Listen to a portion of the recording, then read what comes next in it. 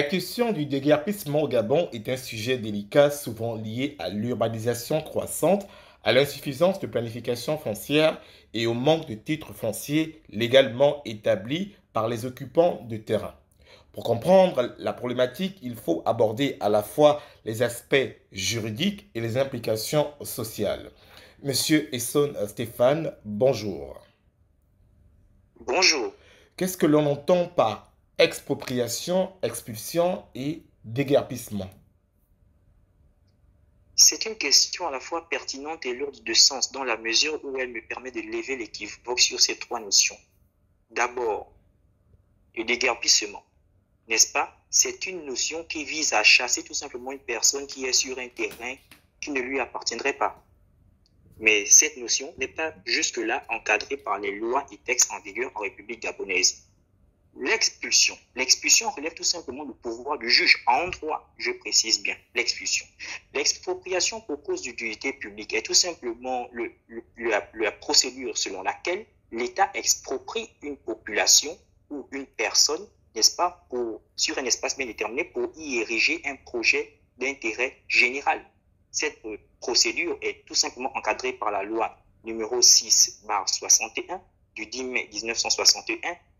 Elle va même plus loin parce qu'en son article premier, elle désigne même en des termes de propriétaires, titulaires des droits réels et les intéressés, les personnes qui doivent bénéficier des indemnisations, n'est-ce pas? Mais les intéressés, là, je veux bien souligner qu'elle fait référence aussi aux locataires dont on dit qu'elle constitue la majorité de la population du site des plaines et autres.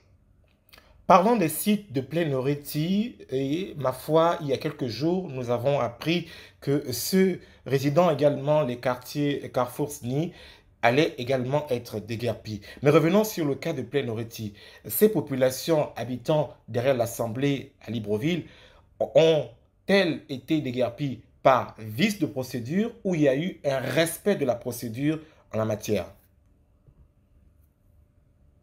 De la communication qui en a fait, des canaux officiels et des canaux officieux, nous sommes au regret de constater que la procédure est très loin d'avoir fait l'unanimité dans la classe politique gabonaise, aussi bien dans la classe sociale gabonaise. Donc, nous sommes là devant, excusez-moi, peut-être de le dire, une communication briscolée dans tous les sens du terme. Une communication bousculée, qu'est-ce qui aurait été, selon vous, mis en avant pour que la procédure soit respectée? Il aurait d'abord fallu rappeler un principe fondamental, celui de l'état de droit, celui de l'état de droit qui place non seulement l'État, n'est-ce pas, les dirigeants ou encore les populations et les institutions au même pied, n'est-ce pas, sous le total respect des textes en vigueur. Il aurait tout simplement fallu que les autorités respectent les procédures et les textes en la matière. Les propriétaires du terrain seront, selon les dires des autorités, indemnisés ou seront simplement relogés. On a même vu que le président de la République, M. Bousquet-Oligui, s'est déplacé et a justement promis à ces personnes-là d'être relogées. Est-ce que c'est, selon vous, médecin après la mort ou bien il y a une façon, une volonté parfaite pour l'État de se rattraper dans cette erreur? Là encore, c'est une question très pertinente parce qu'elle nous permet non seulement d'analyser la notion de préalable qui est suivie de juste indemnisation, juste au sens de la justice et de la justesse. Donc, c'est ce qui aurait d'abord dû être fait en amont et puis en aval, tout simplement procéder à l'exécution de l'opération. Au regard de ce qui prévaut, qu'est-ce que l'on entend par titre foncier et comment on en est acquéreur de dit titre foncier? Le titre foncier peut être vu comme un document administratif qui est acquis au terme de deux modes. D'abord, la cession en toute propriété, qui est un document établi par l'administration compétente, qui facilite, entre guillemets, n'est-ce pas, l'accès au titre foncier. D'autre part, il y a aussi, on peut acquérir le titre foncier à l'issue d'une longue procédure, j'insiste bien sur le mot longue procédure de régularisation foncière qui donne lieu à l'acquisition d'un titre foncier. Mais dans cette longue procédure de régularisation foncière, il faut savoir qu'il y a deux phases, la phase administrative et la phase judiciaire. Aussi, j'ajoute que l'idée qui vise à répandre au sein de la population gabonaise que le titre foncier serait le seul document qui donnerait droit à l'indemnisation me paraît une attitude totalement irresponsable et déconnectée de la réalité. J'en veux pour preuve que vous vous souvenez, il y avait déjà un débat sur une mouture de la Constitution où il était question de voir si on pouvait rendre exclusif le titre foncier à la qualité de Gabonais. Beaucoup de personnes s'y ont opposé. Au fond, d'autre part aussi, oui, allez-y. Certains qui brandissent le titre foncier en disant que beaucoup de populations n'ont pas le titre foncier. Beaucoup de populations n'ont pas le titre foncier. Mais je veux bien leur rappeler qu'avant l'acquisition du titre foncier, il y a d'abord les documents qui sont établis par l'administration, tels que par exemple la réquisition d'immatriculation, tels que par exemple le CASO, tels que par exemple l'ordonnance d'immatriculation, tels que par exemple le plan de bornage. Qu'est-ce que l'on fait de ces personnes qui détiennent ces documents-là établis par la propre administration elle-même? Qu'est-ce qui va se passer? Donc, ça me paraît être un raisonnement totalement baroque. Au fond, l'acquisition de titre foncier vaut acquisition de parcelles. Exactement.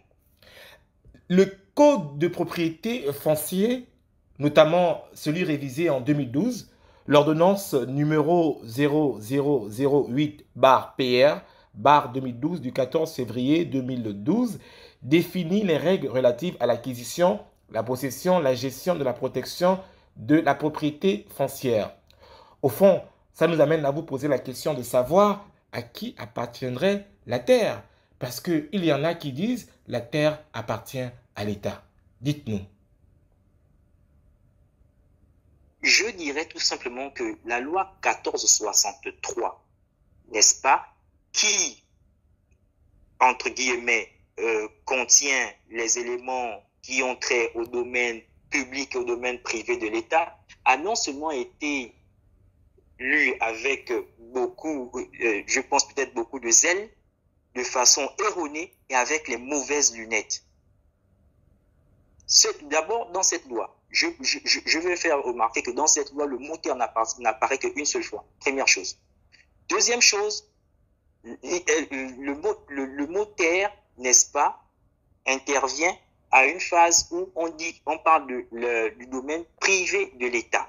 Tout ce que je vais tout simplement dire, c'est que jusqu'alors, je mets quiconque au défi de me montrer un texte dans lequel est contenu l'idée dans lequel il est écrit noir sur blanc que la terre appartient à l'État ou bien que l'État en est le propriétaire. La terre appartient tout simplement aux personnes physiques. Et ça se remarque même encore au travers du préambule de la Constitution qui a été adoptée par voie référendaire. Le peuple gabonais, virgule, paragraphe 9 maintenant, proclame solennellement son attachement à sa terre. Ça, c'est un déterminant possessif. Donc, ça veut encore dire que la terre, n'est-ce pas, est l'apanage des personnes physiques. In fine, qu'est-ce que vous proposez comme solution immédiate pour permettre l'acquisition rapide des titres fonciers et pour lever l'équivoque sur cette question?